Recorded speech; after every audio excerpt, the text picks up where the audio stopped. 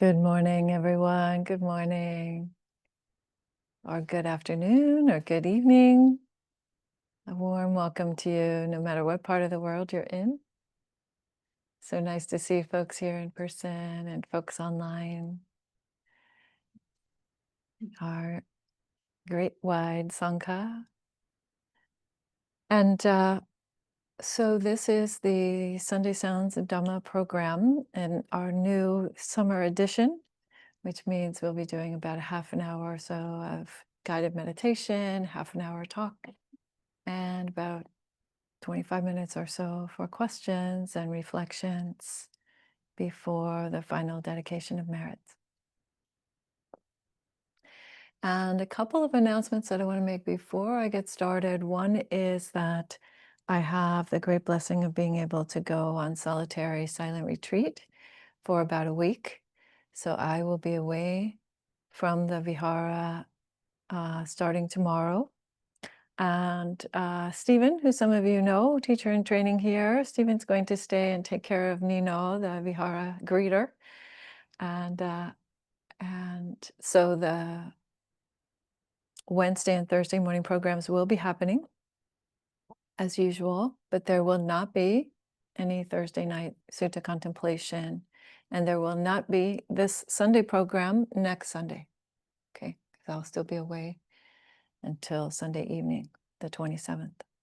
All of this is on the website, just in case you, it's always good to refer to the website in terms of changes for the schedule and new things that are up there. So also August 16th, Ayananda Bodhi and I are going to be teaching together for the first time in quite a number of years. And we're going to be teaching about the mindfulness of feeling tones and mindfulness of mind. So that's also on our website calendar. And I think that's about it for various announcements for now. And so today I thought that we could do a meditation on the 6 sense bases. So in Buddhism, there are the usual 5: hearing, seeing, smelling, tasting, touching, and then mind as a sense field or mind as a sense organ, and how we can become aware of mental activity as phenomena, just like other kinds of sensations that we experience. So we may not get through all 6 of them, just to keep it from getting rushed, but we'll go through a number of the sense fields, and hopefully that will all tie together and with the talk later. So for now, going ahead and settling into your meditation posture. I like to begin with a bit of gentle rocking from front to back and from side to side. Maybe moving the head as well. Just loosening up any tension that you can release. And also allowing the body to come into a balanced position. So really not leaning toward the computer or leaning to one side as best you can. Feeling the weight evenly on your seat.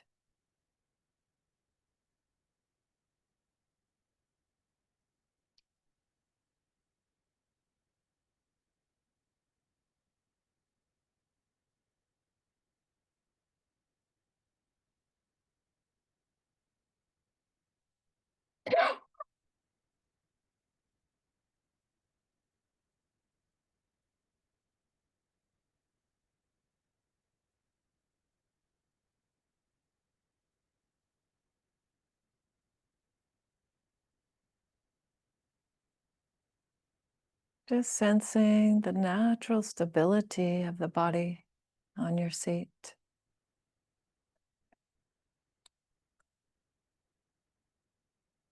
Even amidst the small movements of balance there's steadiness.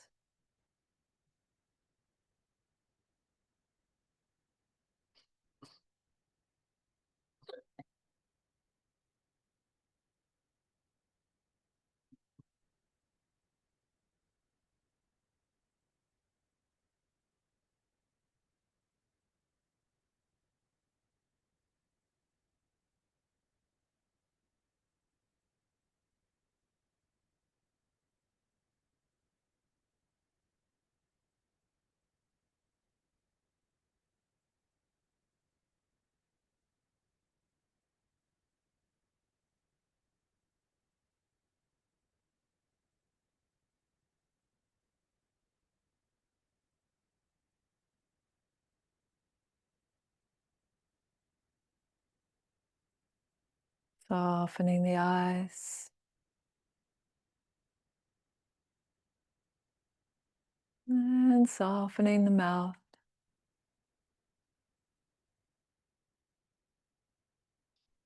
Really allowing the body to settle,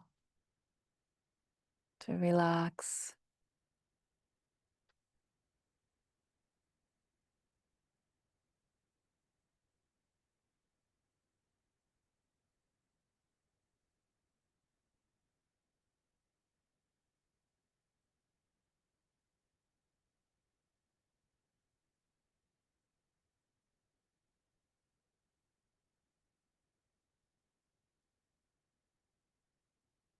And turning the attention to the sensations of touch in one hand.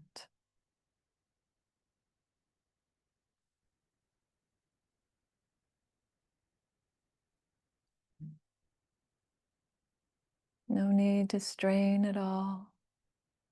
Just receiving the sensations of touch, moment by moment.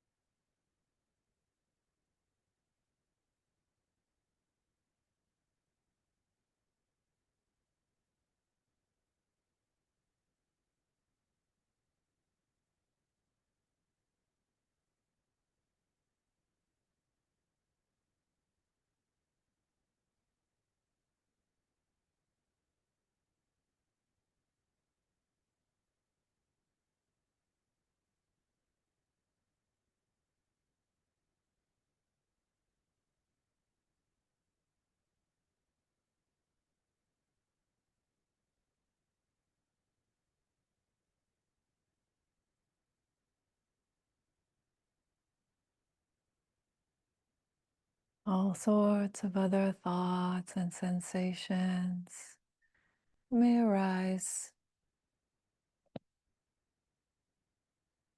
And once they're known, then the attention can return to rest on the sensations of touch in the hand.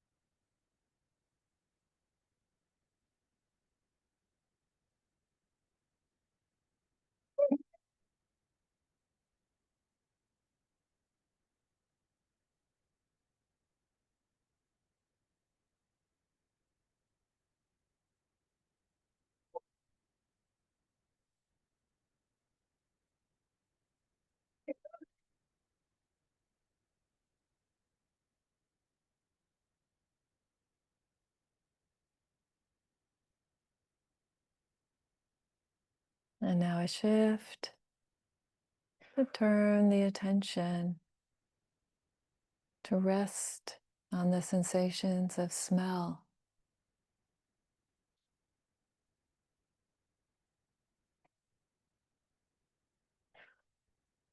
Perhaps very subtle or very neutral.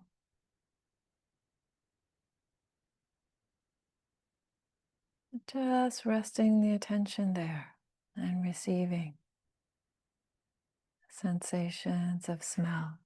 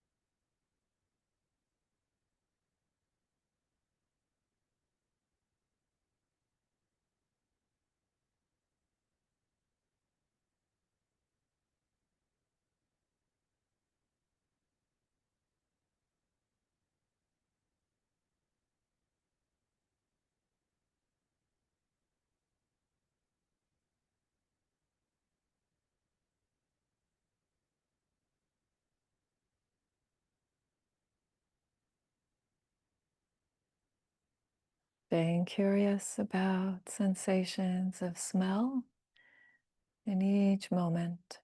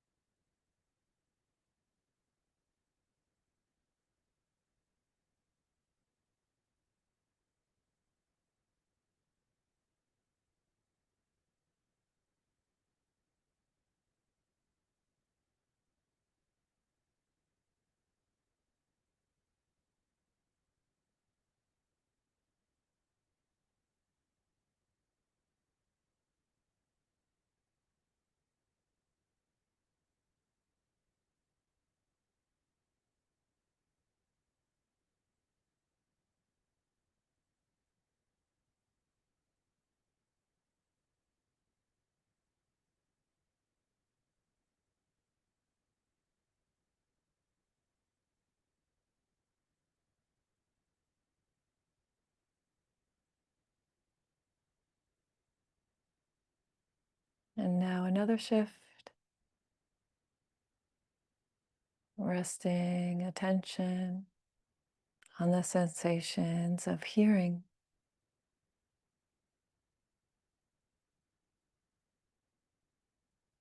No need to strain at all.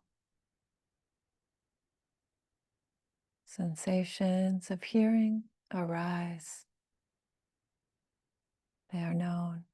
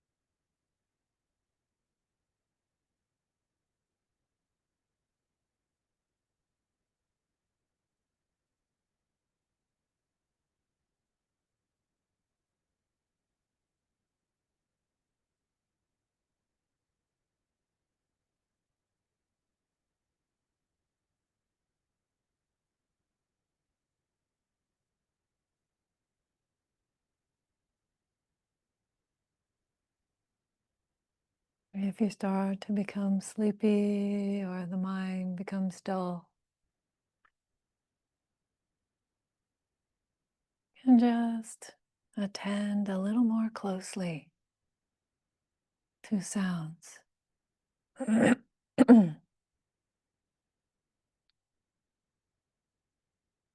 Noticing the start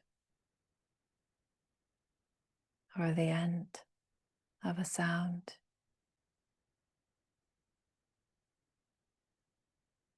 Even sounds that persist have some variation, some change.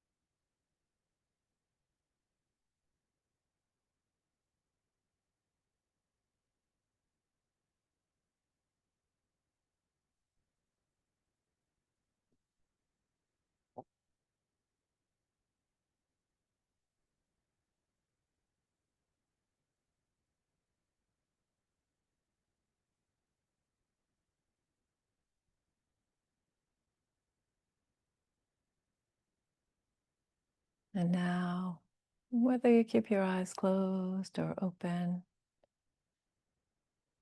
you can turn the attention to rest on visual sensations, on seeing.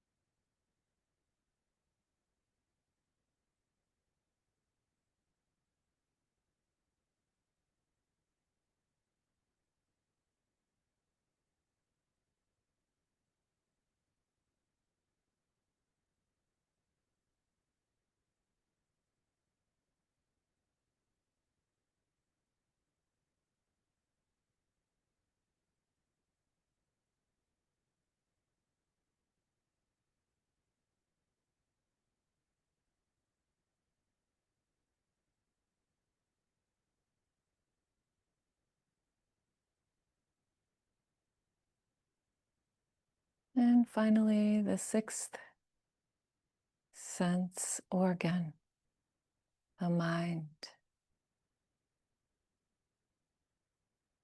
So, how is it to receive mental activity, thoughts, as mere sensations,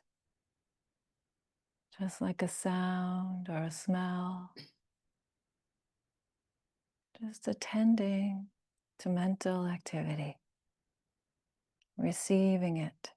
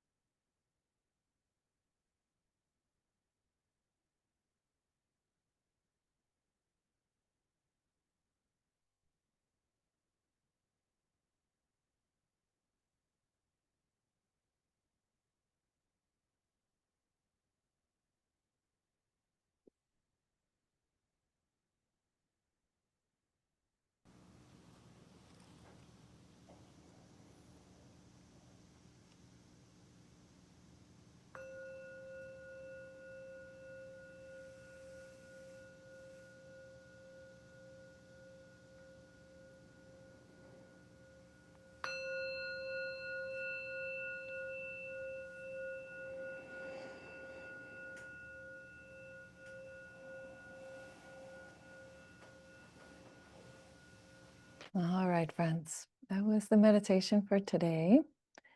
And as usual, I would like to start the transition to the talk with the homage to the triple gem, the Buddha, the Dhamma, and the Sangha. And I'm going to bring it up on screen here.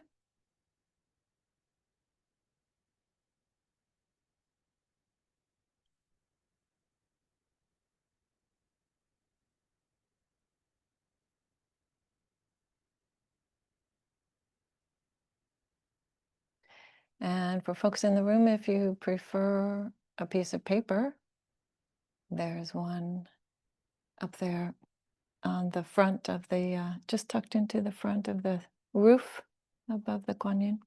But hopefully you can just read it from there. So this is in the ancient language of Pali. And if that feels unfamiliar, it's really fine to just let it wash over you. Or you can chant along and do your best. That's also beautiful. So,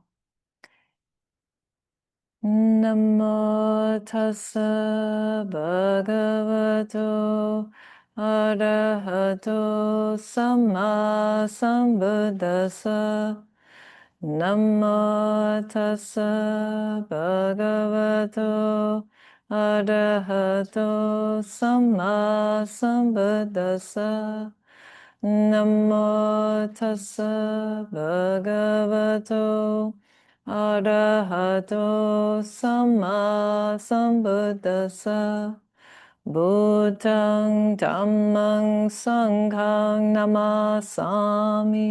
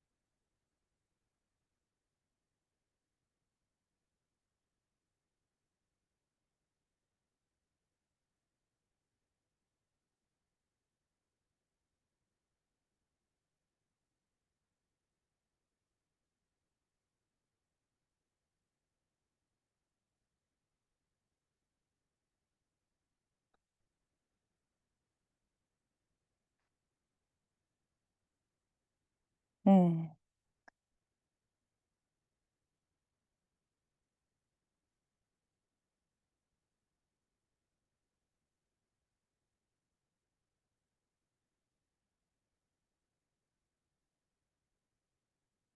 In the practice of Dhamma, we are asked time and time again to study our own experience, our lived experience.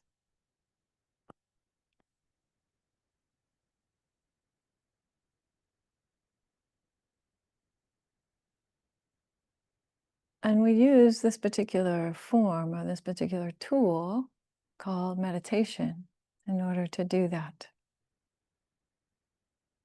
And there are dozens and dozens of different forms of meditation.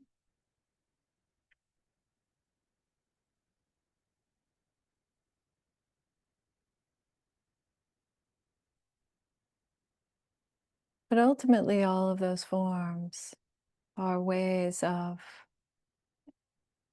you could say, enabling us to experience the mind, to perceive the way that this mind works. Even when we are experiencing the body, we use the mind in order to know it.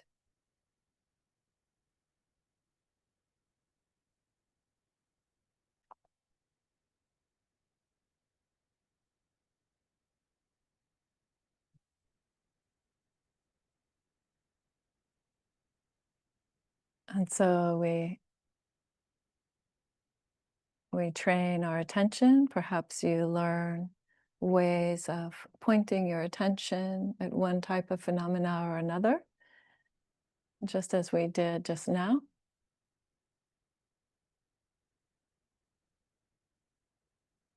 And if you do that, if you rest your attention on one thing for long enough,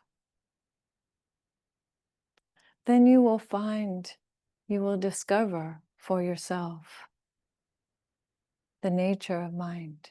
And the nature of mind is joyous and clear. And now some of you might think, no, not really. That's not the mind that I'm living with. A mind that is naturally joyous and clear, right?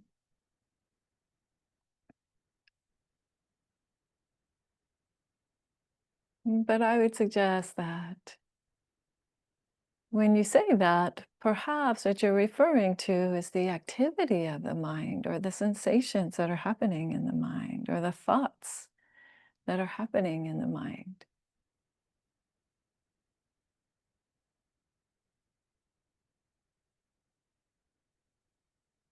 And that's like saying that the ocean is purely made of waves, that my ocean is only waves. But that's not the case, right? The ocean has incredible depths. And so it is with mind. That joy and clarity can be known. Can be known. And if what's known is not joy and clarity, but sadness or anger or confusion, that's also teaching us something. We should be clear that that's not giving us the whole, the content or the flavor of it isn't the whole picture, but that is also expressing something. So this brings me to, well, let me talk first about the natural part. So there's this lovely sutta, which I wanted to share with you today. So what are the suttas? The suttas are the discourses of the historical person that we refer to as the Buddha, an Indian man who lived roughly about 456 BC. And these suttas are collected in a series of texts called the Nikayas. And this is one of these teachings that we have, the recorded teachings of the Buddha. And this is from the Anguttara Nikaya, so from the Numbered Discourses, number 11-2, the chapter on the 11, it's the second sutta in there. So there are thousands, I want to say thousands and thousands of discourses. The Buddha taught for about 45 years. And, 45 years times 365 days times multiple times a day that oftentimes he was teaching, or he would have an encounter with someone that would get written down. So you have many, many, many teachings. So this one says, for a person who is practicing ethics, so I'm paraphrasing slightly from the translation that I have here, which is a very good translation, I should say, by Bhikkhu Bodhi, a friend and elder Dhamma teacher who I sometimes talk to about these things. And it's a very good translation, but I'm going to paraphrase nonetheless. So a person who's practicing an ethical life or a moral life need not make a wish or set an intention to say, may I feel no regret, because it's only natural that a person who is practicing an ethical life will be able to live without regrets. And then he says, and for one who is free of regret, it's only natural that joy arises, right? So this is a particular kind of joy called pamoja. Pamoja is the joy, I like to call it the pat yourself on the back joy. because it's a joy that arises when you catch yourself doing the right thing. Even if you're not perfect at it, doesn't really matter. You catch yourself doing the right thing, whether that's whatever, whatever ethical choice you made, the person gives you the wrong change at the cash register and you give them back the money, or right, or you sit down and meditate and you feel like that's doing something good for your life. Whatever you do, to rejoice in that is an important part of our path, to remember to feel that joy. But then he goes on and he says, for one who feels that kind of joy, it's only natural that a different kind of joy. So the Buddha often gets a bad rap as talking always about suffering, but actually he also talked about at least 7 or 8 different kinds of joy. So in this sutta, we see this second kind of joy called piti.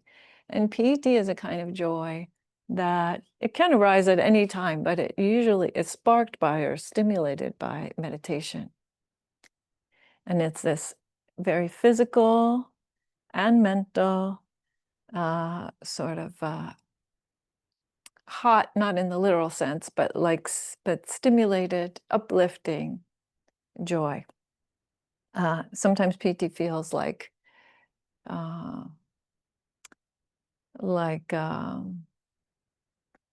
wave passing through you, like some kind of energetic wave, or it can feel like pins and needles, but in a positive way, not in a negative way, but like, goosebumps.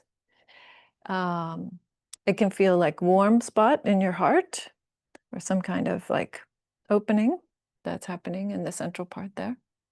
Many different ways. Some monastic about in the 5th century or so tried to list the number of ways, and he came up with some number like, I don't know, 12 or 13, but don't be fooled by that, right? We all have our own individual bodies and minds, so we experience this kind of joy in various ways. But this is the Buddha describing that phenomena, right? That when we apply our minds, because piti is a meditative phenomena, when we apply our minds and we allow the attention to rest on one thing, even one stream of things. So there are different forms of meditation where sometimes you're attending to a stream of phenomena, and sometimes you're looking at just one thing, like the feeling of the breath at the tip of the nose, or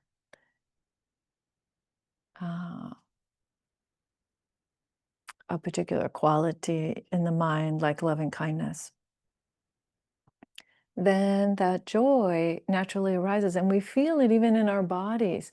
And what is that if not a sense of relief? Just relief. Wow, how nice it is that I get to sit and be still and attend to one thing. Not that I have to, and I know that sometimes meditation feels like a chore for those of us, especially if you're practicing with some regularity or you have some intention of doing it every day or something like that. Sometimes you might sit down and it feels like a chore. But sooner or later, this attention results in joy, relief, embodied sense of uplift, and more clarity in terms of what's happening.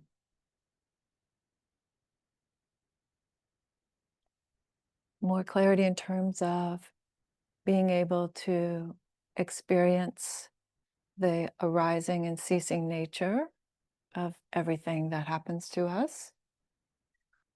Sometimes more clarity in a very literal sense, that the thoughts slow down. The thoughts can become incredibly sparse. The thoughts, you can actually have moments of mind relating to mind without any thoughts. That's always going to blow your mind. That's always going to be an interesting moment, right?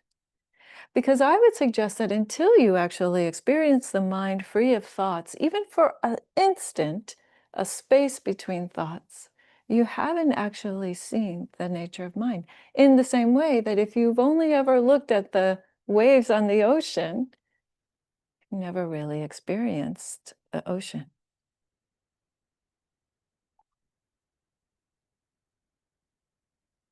But you might ask yourself, or some folks might ask, about why is it that we are doing this? What is it that is spiritual about that? Or what is it that opens up to something beyond this experience of the body when we look at something like that? And this is where we need to talk a little bit about concepts, a little bit about some of the concepts in Buddhism. So, yeah, sometimes might have heard this teaching called the two truths. There are two truths. One is the subjective truth or the mundane truth, and the other one is the universal or the absolute truth.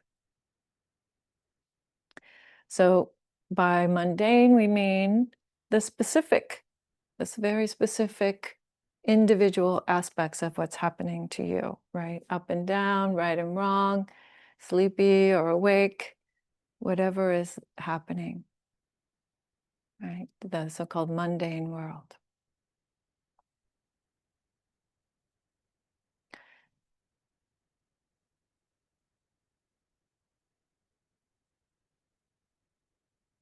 Mm. And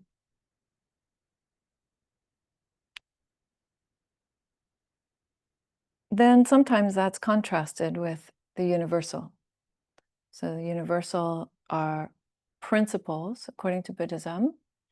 The universal are things like impermanence, that all things are changing, the universal truth of the interdependence, that things are related to one another. Things come into being because of a series of conditions and a series of relationships, that actually you are never alone. You are never even independent in a certain sense, because you are in relationship to this earth, to the people and the things around you, to the nourishments that you need, like air and food. Mm. But so we look at these kinds of, and Nibbana is also one of the universals. Nibbana, to put it succinctly, is something like the unconditioned, or the absence of all signs, the absence of all phenomena, something that is outside of experience, so to speak, even though it can be known. Um, and so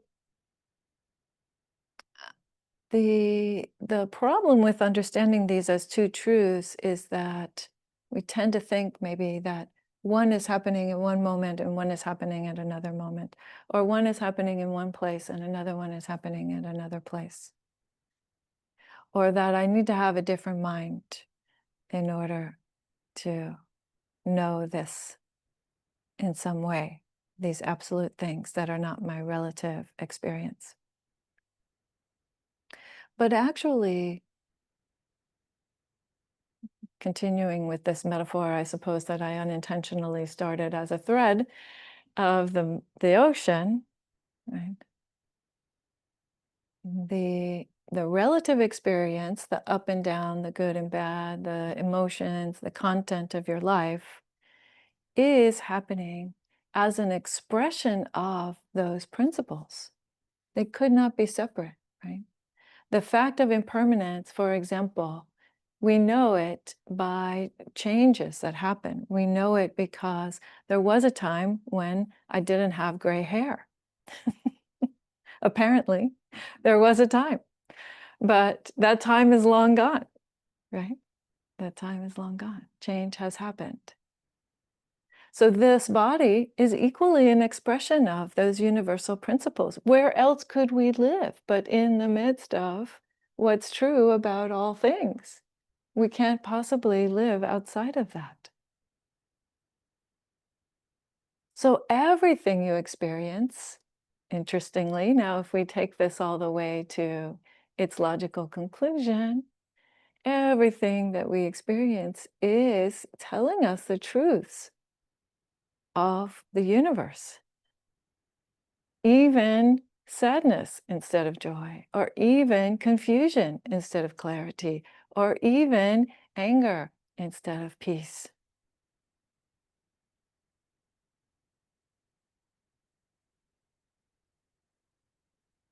But in order for us to have that experience of them, we need to understand how they work, not just that they are, not just the content, if you will, but actually how those arisings happen and how the cessations happen. How is it that these principles are showing up time and time again? And when you do that, then there is the possibility of saying truthfully that all phenomena are mere phenomena. All phenomena are that ocean, they are that expression. Right? One time I said that in a Dharma talk, though, and somebody said, "Oh, that's not true. That's not true. You can't say that all phenomena are the same. If you hit somebody with a stick, it's not the same thing as giving them an ice cream." And I thought, okay, wait, I have to think about this for a minute to try to explain how this works. So let me say this. Hit somebody with a stick. Yes, that is bad. That is, we would say, objectively harmful. If you hit somebody with a stick, that's violence, right? Oftentimes, you might receive some very immediate karmic results out of that, some consequences, right? Some very immediate consequences from that. That said, in the practice of Japanese Zen, we have a stick that we call a kyosaku. A kyosaku is a big stick that somewhere between 1 foot and about 3 feet long, flat at the end, and we use it to hit people while they're sitting. Usually in my master's place, he was kind enough to say, you have to ask for it. People couldn't just jump upon you with the stick. But nonetheless, that's what you do. You put your hands in Gesho as the person who is the monitor, the kind of hall monitor, so to speak, walks by with the big stick, and they would give you a whack, usually on the right side, twice, because those of us who are wearing robes, monastic robes, our left side is covered with certain clothes. Although in different places they do it differently. But the point being that we're hitting people with a stick for good, for their good, right? To help loosen up the shoulder. I myself would ask for this often, to help loosen up the shoulder or wake you up a little bit, or just as something to do because, oh my gosh, I can't stand sitting here still anymore, right? I mean, any number of reasons that people would request the kyosaku stick. And as for ice cream, right? So if you give me an ice cream, yes, thumbs up, that qualifies as something good. I enjoy an ice cream once in a while. But as many of you know, I've told the story of Kayla's hugging buddy, my daughter's little friend when she was in preschool, who was lactose intolerant. And I showed up for a little birthday party for her and just handed him an ice cream, not knowing that. And the preschool teacher took it from him, right? Because that's harmful to him, even though he wanted the ice cream very badly, we found out. But that would do him harm, right? So what is the point of all this? The point of all this is that the principles are at work. The principles are happening, right? There is the karmic, for example, results. Karma is happening as a principle. It's unfolding various consequences. There is the impermanence, the change that's happening. There is the ability to use the mind in one way or the other. But what makes those things good or bad is the actual set of conditions that are present around that thing. Do you see what I'm saying? that there isn't an inherent good and bad within the stick, for example, or within the ice cream.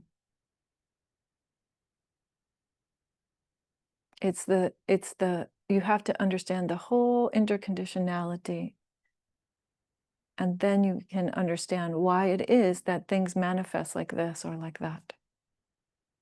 Same with the world. We look at the world and we see a political situation, or we see war, we see hunger, we see various kinds of suffering happen. And people sometimes, I think, rightly say, or sort of heartfelt say, these are sufferings that shouldn't be happening, or that they are sufferings that could be avoided. But from the perspective of the Absolute, that's not the case. It's clear that the conditions are such that that is what must be happening. If we want to see a change, then we must change the conditions.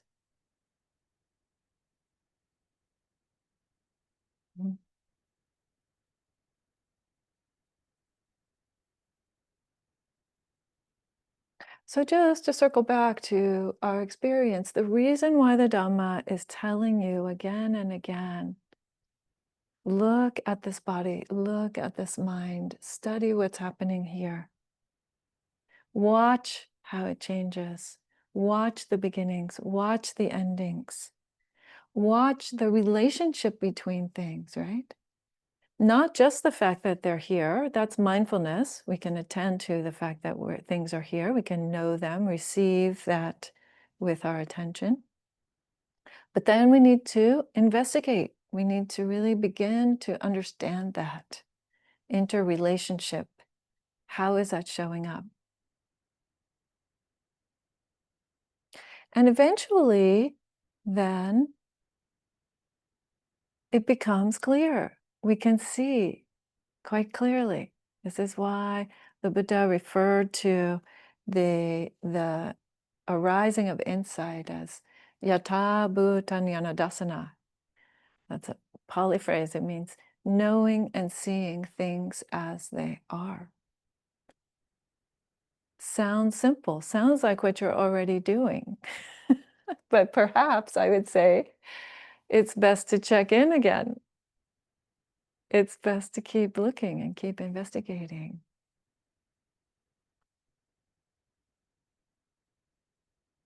Because you are that thing that you are trying to wake up to. It is not something apart from you. It is not anything that I or any teacher could give you. My master used to say, my Zen master, Sekkei Harada Roshi, who ordained me, used to say, I never taught you anything. And why is that? Because I had to experience it for myself. Otherwise, it wasn't a teaching that I'd received.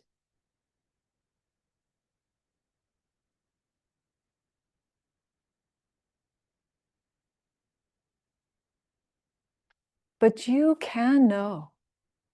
You can know. The Buddha said very clearly in a very short sutta that is not in this Anguttara Nikaya, it's in the Connected Discourses. He said, you cannot wake up without understanding this body and this mind, which he referred to as the five aggregates, the form and four aspects of mind. He said, you cannot become enlightened without understanding this body and this mind. But he said, and you are capable of waking up by understanding this body and this mind. These truths cannot be kept from you, even by you, even by your own confusion or your own pain or the circumstances of your life. These truths cannot be kept from you. You are those things. And you don't have to believe me. You don't have to believe me. I think I've shared multiple times in the last week. I'm not sure why Blanche is on my heart and mind. Dear Zenke Blanche Hartman Roshi, who was the first woman abbot of San Francisco Zen Center many, many years back, And I had the wonderful blessing of practicing with her for years before her passing away. And people would say, oh, that doesn't really apply to me, or I could never wake up, or, that was a special situation 2,500 years ago there with the Buddha. And she would say, oh, no, you're not that special.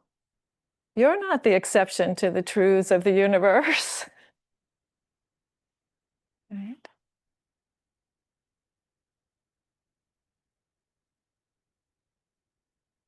These things cannot be hidden from you if you're willing to sit down and check it out for yourself.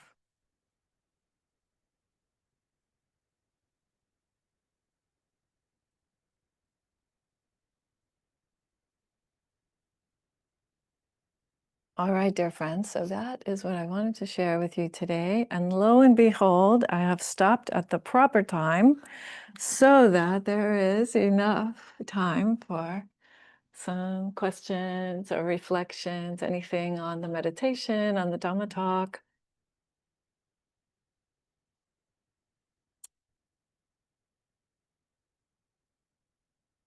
And for folks in the room, we have a little mic here, which I ask you to use so that the folks online can also hear your question, and I don't have to try to paraphrase what you are asking.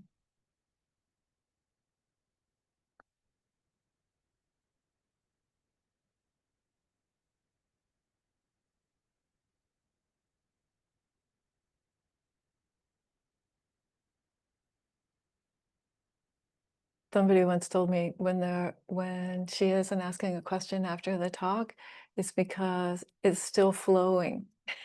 It's still flowing inward. I thought that was a very sweet way to talk about it.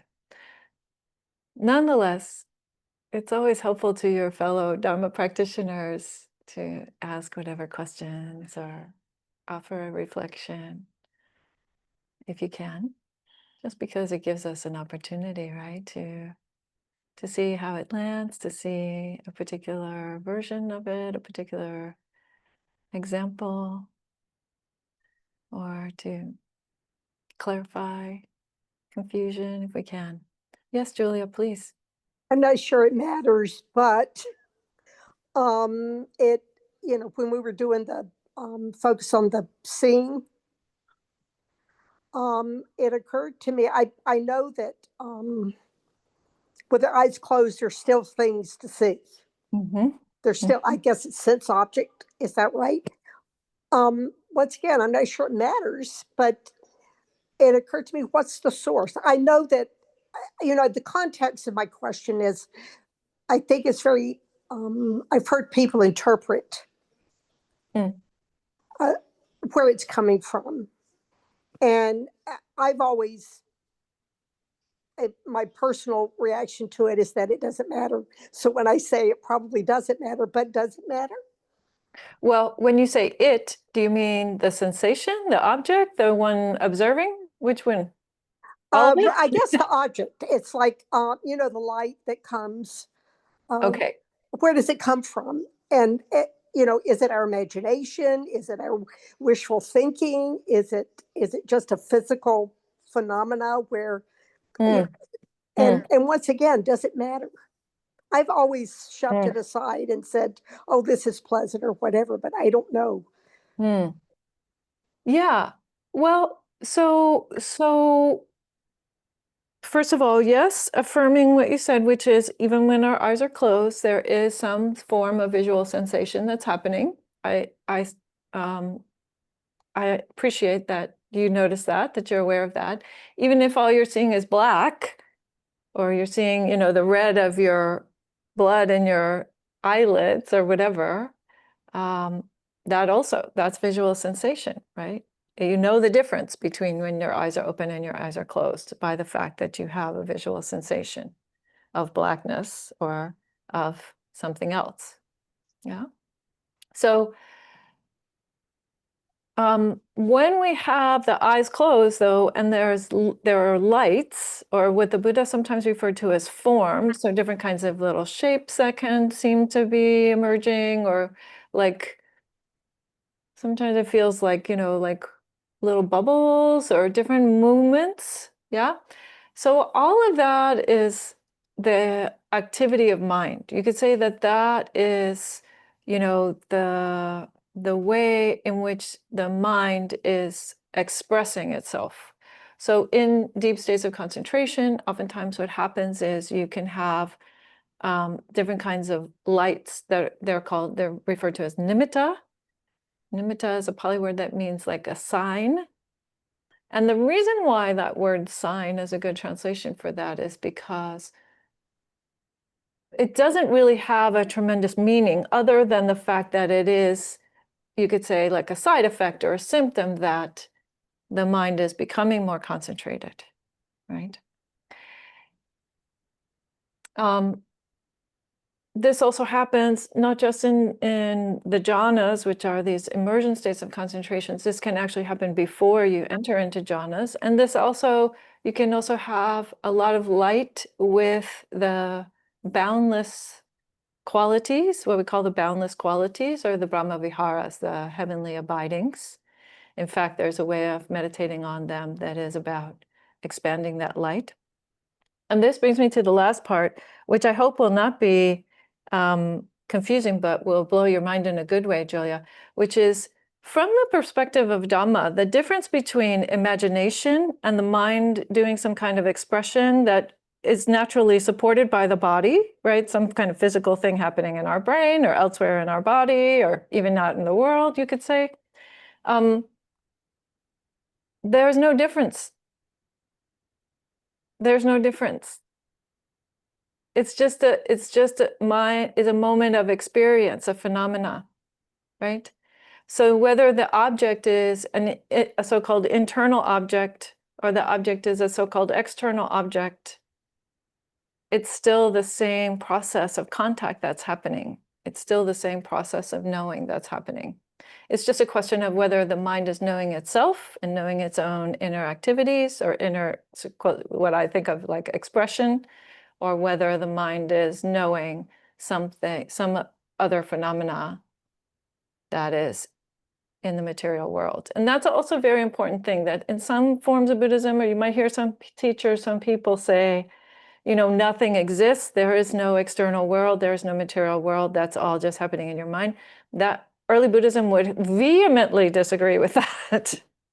There is physical and energetic phenomena happening, including these bodies and these minds. And we don't attach to that as any of those things as being eternal or permanent things. So that maybe went a couple of different directions than what you intended there, Julia. Oh, no. It was perfect. I'm going to have to wait for the recording and Okay, and we'll hear it again. You can ask it again in the 2 weeks from now. Okay. After we hear the recording, we'll walk through it again. Beautiful. Thank you. Yes, you're welcome. Thanks for the question and the reflection. Yes, Thea, here, if you wouldn't mind. Thank you so much for the teaching meditation. You're welcome. I guess I was wondering how it's possible for conditioned beings to experience unconditionality, like when talking about nirvana or nibbana. It's kind of a big question maybe, but yeah, no, it's a simple question in a way. So everybody heard Theo's question about nibbana? Right. So I'm gonna give you my my current form of metaphor for this, or not metaphor, but trying to show it to you. So when we have our regular everyday mind, our activity is, our mind is moving so quickly that it feels like moments of experience are continuous, kind of like the film, like the old school film, right? When it's moving fast, it just feels like one continuous flow of visual sensation. And that's what's happening most of the time when we're not in meditation, unless we have habituated the mind to be going a little slower. But then once we go a little slower, then we can start to see that each moment of experience, hopefully you guys are online or seeing too, each moment of experience has a distinct beginning and persistence and end. But still, we are moving so fast, or we are not attending with enough precision And so we hop from the end of this moment to the beginning of this moment immediately. And in fact, Venerable Analayo, the way that he likes to describe it, not to confuse you and give you two metaphors, but I'm going to do it anyway, is that he uses two pieces of paper and he says it's like we are sliding them together all the time. The sliding together, the two pieces of paper representing two moments of experience. But I'm using my fingers, okay? Similar kind of thing, but a little different. So you can train the mind to start to see beginnings and endings, and this is why in the 16 steps of mindfulness of breathing, mindfulness of cessation, or it's called contemplation of cessation actually, is an important quality, because we start to really be willing to see those endings of the moments of experience. And then a thing happens. And the thing that happens is that you train the mind to be persistent enough, precise enough, slow enough that you come across a moment of experience, you go to the end of that moment of experience, and then you drop down in between two moments of experience. There is a little feeling of dropping way down. And then there is no, then there's a space. You could say, even to call it a space is wrong, because it's not a space. It's like there, you understand what we mean when we use the word signlessness. There's nothing to relate to. There's no even sense of like space or contraction or the person seeing or not seeing or up or down or anything. There's no anything to kind of orient to. But that's known, like, whoa, there's nothing to orient to. That's nibbana. And then in the next moment, hop, right? So then you fell down between the space and you come all the way back up. There's the reboot, so to speak. And then you have the beginning of the next moment of experience. And the next moment of experience is a moment of reflecting on what happened there immediately. And you see this described time and again in the suttas. There is liberation, and then there is the knowing and seeing of liberation. Because this being, this person then comes back into being and observes that there was this thing that happened in the space. Thank you. Yeah. Okay. Hi, Stig. Hi. So this is very interesting to me, because I initially in the practice, I would experience these moments of just the body suddenly falling, a sense of falling in free space. And it was usually the unrecognizable giving up of effort. Yes. And so it's like a gross kind of physical experience that you're describing in a very different way. And then the other experience that I've had is when there's a sense of the coming and going, coming and going, coming and going, coming and going. And then there's just a surrender. There's no point in trying to chase for anything. It's kind of another form of this, what you're describing. But I never really processed that in the same way until hearing what you were describing with this finger approach, which is a more subtle way, I think, of realizing what has happened for me before. I don't know if that makes sense. Well, let me say two things, Stig. One is what I'm describing, and I'm not sure this could be the same thing or not. I'm not trying to say reflect on what you experience, because I'm not sure. We'd have to talk more about it. But the sense of dropping isn't a physical one, is a purely mental one at that state, because that's already an immersion where the sensations of body have fallen off. Mm-hmm. So that's the one thing. But there is the sense of dropping for sure. I think I forget the name of which Rinpoche it was that said, he's quoted as having said, you're falling and you're falling and you're falling. And the good news is that there's no ground. Mm-hmm. Like there's no splat at the end. Mm-hmm. Right? Yeah. And then the second thing I would say, Stig, is that feeling of because you and I have talked about this before, right? That of the mental moments, the mind moments of experience,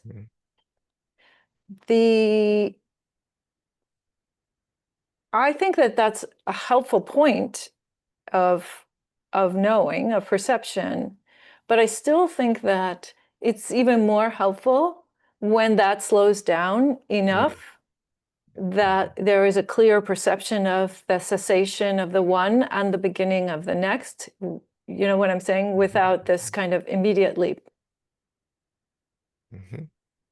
But that is this thing that you're describing is very much a not everyday sense of like the continuous flow, right? So it is a state of approaching this, slowing down to the point of not making the leap to the next moment.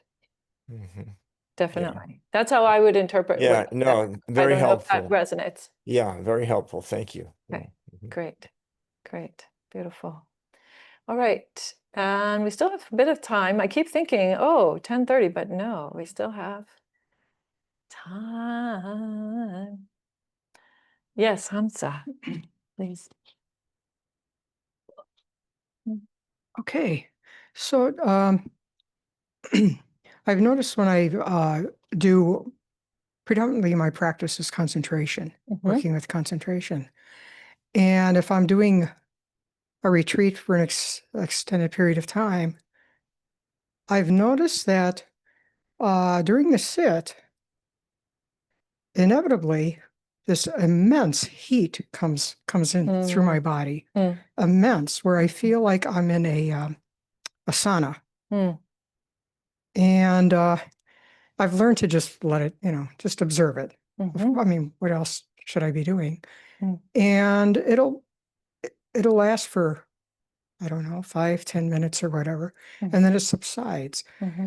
And lately, it's even happened during walking meditation as well. And I'm sure it's just what is showing up and just observing and letting it be. Are there any further feedback or suggestions that you would have?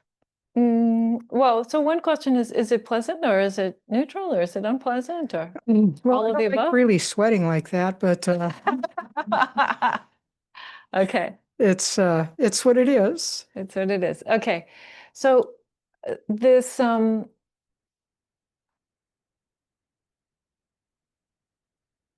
the years, the theory that I've developed is that there is bodily energy, there is mental energy, and then there is a different thing, which is meditative energy. These are completely different phenomena.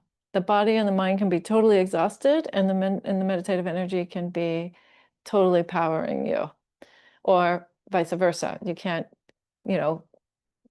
rub two rocks together and get any meditative energy going.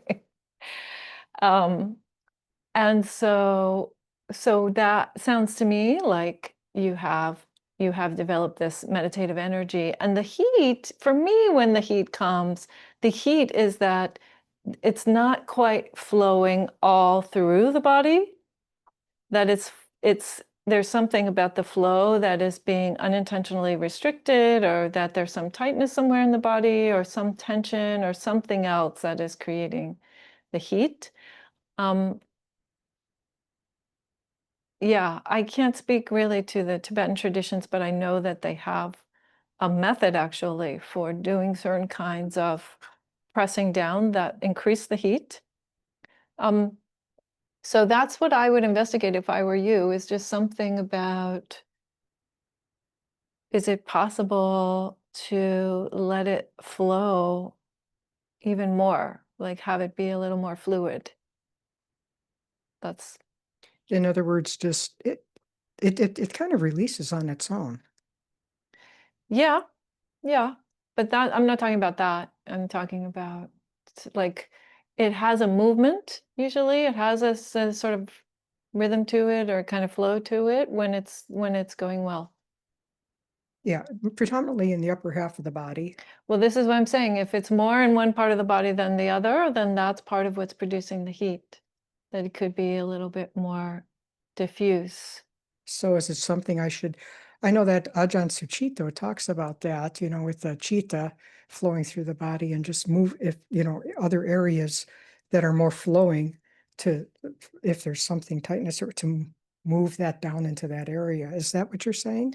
Yeah, I find that actually increases the heat if you're actively moving the stuff around. So I would just say, it's more a feeling of like, I'm opening up all the channels, or opening up all my meditative energy pores, or something like that. Just a sense of more relaxation and openness. So just embrace more relaxation and openness. That's what I would suggest.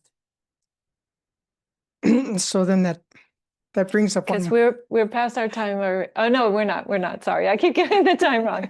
So that brings one more question then. Yes. If one is working on concentration, which is much more focused, then perhaps I should back off.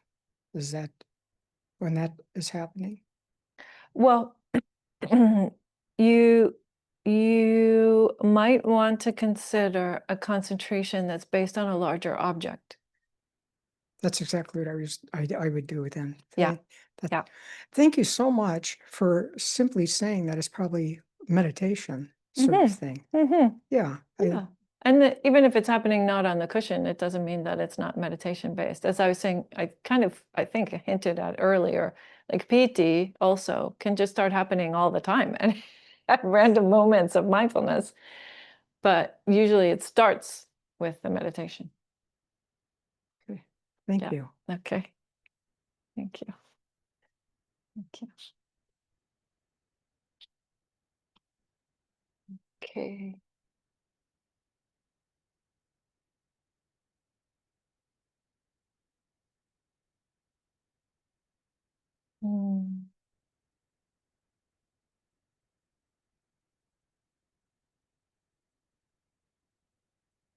So I have time for at least one more question or reflection. I have a question. Yes. Is it Bob? It is Bob. Okay, thank you. I thought it was really interesting when you were taking us through the meditation with the sixth sense and the concept that there is a space in your mind between thoughts. Can you just talk a little bit more about that? And is there a particular kind of benefit in terms of being enlightened or thinking more deeply, or is there any practice? I'm trying to think of how to articulate this. In terms of practice, is it all equal? Would there be some kind of deeper nature to having space between thoughts be longer? Or is that or is it just more neutral? No, I mean, it's a good practice to do, actually, to work with that if you can. That's part of what's happening in the concentration meditations, is that layers of thought and layers of stimulation are dropping off. So when there is space between thoughts, then what's known is the consciousness itself, the bare awareness of consciousness itself. And that is, I would say, it's one of the things that can be very, very helpful to start to experience more frequently and experience in more precision, because many, many people, once they start to understand how their practice works, they become less identified with their bodies, but they still think that they're their consciousness, that consciousness is permanent and that they are their consciousness and consciousness is eternal or part of something eternal and so on. And until you can actually start to experience these moments of the consciousness relating to the consciousness, you can't really start to unpack that question of, is consciousness really eternal or not? What's actually going on there? What's its role? And what happens when moments of consciousness cease? Then what? Do we die? We don't die. I would tell you that much. I don't know anybody yet who's died on the cushion except metaphorically. Okay. All right. Great. Yes. Okay, dear Dana, I think we are at time for the announcement, and then I will share the dedication merit. Okay. The practice of giving and receiving has been a part of Buddhism since its inception. Giving to the Dassanaya Buddhist Community supports our guiding teacher Dhammadīpā, the physical location at the vihara, and allows us to continue to offer Buddhist teachings in support of the awakening of all beings. Our support pages are on the website under the Support tab. Donate, volunteer, or offer materials. In addition, about once a month, we send an email newsletter with a letter from Dhammadīpā and meditation class and retreat schedules. You can subscribe on the homepage. Thanks, everyone, for being here today. Oh, thank you so much, Dana. And yes, great gratitude to all of you for your presence and your practice of supporting one another on this beautiful path. I will say for folks here in the room, there's tea and cookies or coffee or soy milk after this. And you're all welcome to stay if you would like. So may the beneficial karmic momentum and karmic results that we have put into motion today by our practice of Dhamma, our presence and attention to the Dhamma, may be a cause and a condition for deep peace and clarity for ourselves and for all beings in all the realms, known and unknown, seen and unseen, that all beings might be free from every form of suffering, every form of delusion, that all beings might know themselves as Dhammas by the power of the Buddhas, the Dhamma and the Sangha, and each one's efforts. May all beings be liberated.